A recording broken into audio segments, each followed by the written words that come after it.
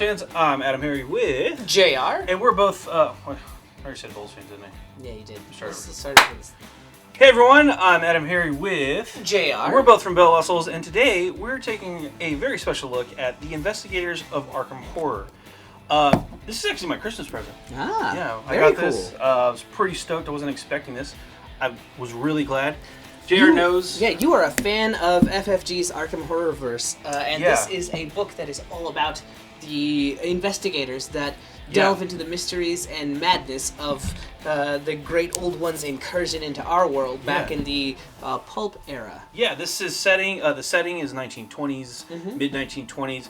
Arkham Horror again. The Arkham Horror Files is the big Arkham Horror Cthulhu verse that FFG is using for all their games, which you know I'm a huge fan of. Yeah, because you can find the same characters in Arkham Horror, Eldritch Horror, the card game, the card game, Mansions of Madness. Yeah. So if you go to their website and just go, Anyway, what I really like about this book, again, I got it for Christmas. I'm still reading through it. Let's go ahead and open it on up. First off, this is holy cow. Was pitched as like an art book because it's got all of the art and stuff. But it's more than that too. It's also a collection of short stories. Let me show this off. This is really important. Of course. This is the contents right here, the table of contents. It has all of the investigators that we've come to know and love in Arkham Horror. It's got backstories for each one. And as you can see here, each investigator gets a couple of pages. Oh, good old Schizo Tool. Schizo Tool's in there. It's one of my favorite investigators. But this book itself is over 270 pages, I think. Jeez. I think it's 264. That's the end of our credits, yeah. So 264, full color. It's packed full of beautiful artwork. Wow. I love this book because it's got all the same artwork that I've seen. A lot of the entries about the characters are done in specific styles. Like this one is about Leo Anderson. This is actually his journal. Yeah, because he's the expedition leader. He's all about having a crew and going to the places you can see it's done up in that style. Oh wow. We've got there's another one back here. Yeah. Let's check out the. This is a researcher, I believe.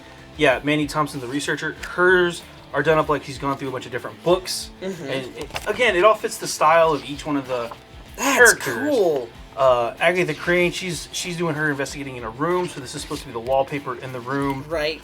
Stuff like that. Agnes Baker has a guest check here. I'm gonna come back to this here in a second. Yeah, because she's the waitress, right? So, again, this book has each one of the investigators. I thought, I've got my favorite investigators. Let me just go read them. And so I was flipping through the book, reading some things, and then I was like, maybe this is supposed to be read like a typical book, so like cover to cover.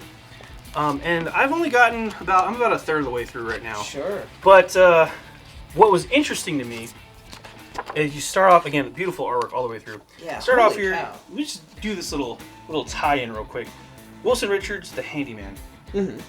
Real quick synopsis of his story. He comes to visit Arkham. He spends the day wandering around Arkham. He stops to get lunch at a diner, let's just say.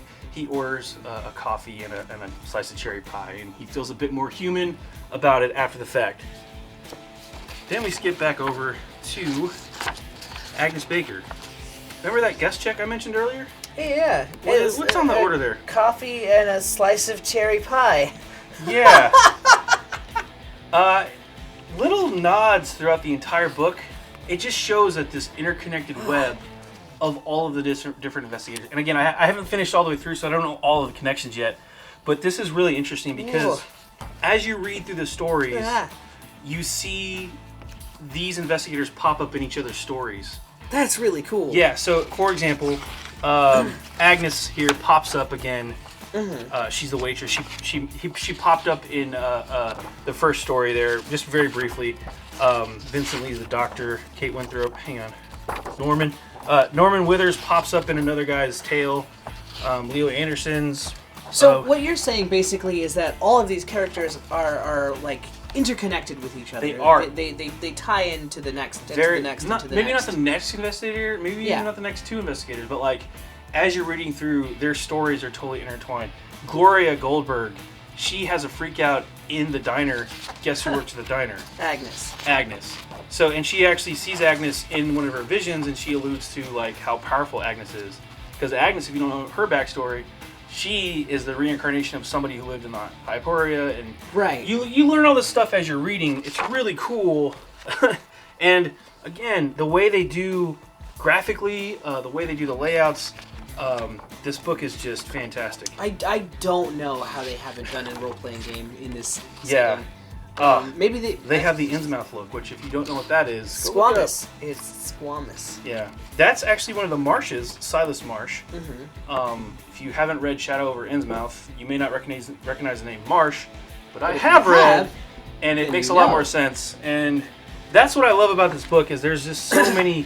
There's this web of connections. Yeah, even if you don't play the game, if you are a fan of the works of H.P. Lovecraft, there's a lot. This is like an expanded universe for it. It is. FFG has really taken the idea of it and run with it. They deliver on the experience of like struggling against the great unknown, but that also a lot of things that horror games kind of neglect is what the message of the horror is. Right. And like in Arkham Horror, it's that everything is connected. Everything, like what you do in one corner of the world affects the other. In Eldritch Horror, stuff that happens in Tokyo can influence what you're doing in the Himalayas or in San Francisco. In Arkham Horror, the card game. Yeah, your investigators are impacting each other directly, but also your your choices you make as you're playing the game will have repercussions later on in the campaigns, which is just a phenomenal mechanic, which is why it really got me into the Arkham Horror verse, the Arkham Horror Files universe. And this is just a fantastic resource. If you haven't had a chance to flip this book, I highly encourage you to do that.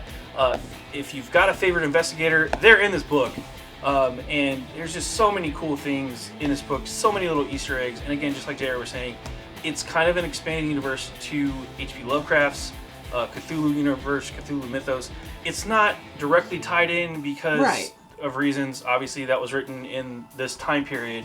This book is now, 90 years later, almost 80 years later. So obviously, there's a bit of a, but it's such a good tie-in. There's so many nods to the original stories and so many just awesome things that the more you learn about the spider web of connections, the more engaging and entangling it really is. And I really it enhances the other games too, so absolutely definitely check this out. This is an awesome book. I can't recommend it enough, so go check it out if you haven't got a chance yet. It's in bookstores. It's maybe your favorite local gaming store. You can also order it online direct from FFG. But this is the Investigators of Arkham Horror. This is my Christmas present. I'm so happy I got it. So I'm AdamHarry. I'm JayArr. We're both from BoLS Souls. Thanks for watching.